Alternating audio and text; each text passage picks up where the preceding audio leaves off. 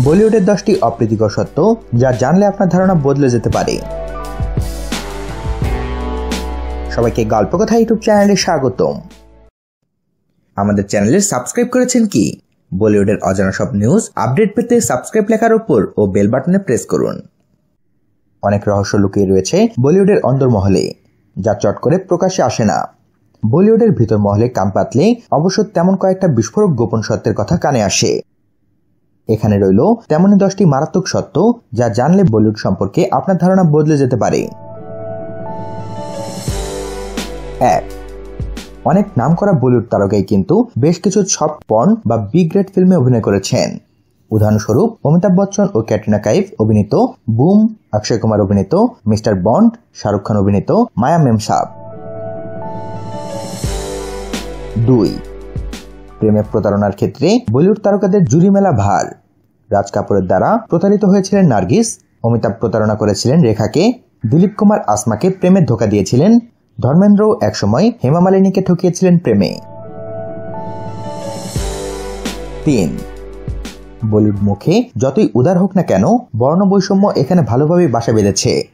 স্মিতা পাতিল থেকে শুরু করে নন্দিতা দাস, কঙ্গনা সেন শর্মা পর্যন্ত অনেকেই তাদের কালো বর্ণের জন্য বৈষম্যের শিকার হয়েছেন। 4. মাদক সেবনের অভ্যাস রয়েছে অনেক বলিউড তারকার। সঞ্জয় দত্তের মতো তারকাদের মাদকাসক্তির কথা তো কম বেশি সকলেই জানেন।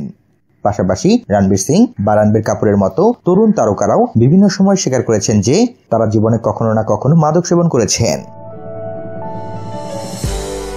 5. বলিউড তারকাদের অনেকেই কিন্তু বিভিন্ন সময়ে মানসিক অবসাদ কিংবা মানসিক রোগের শিকার হয়েছেন।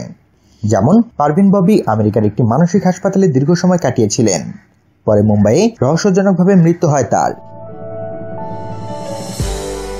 6. বলিউড তারকাদের অনেকেই অত্যন্ত অল্প বয়সে কৌমার্য হারিয়েছেন।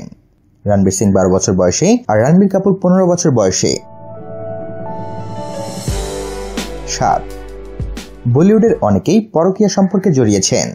ধর্মেন্দ্র বা গোবিন্দের মতো স্টাররা নিজেরাই নিজেদের পরকীয়া সম্পর্কের কথা জানিয়েছেন বিভিন্ন সময়ে। 8.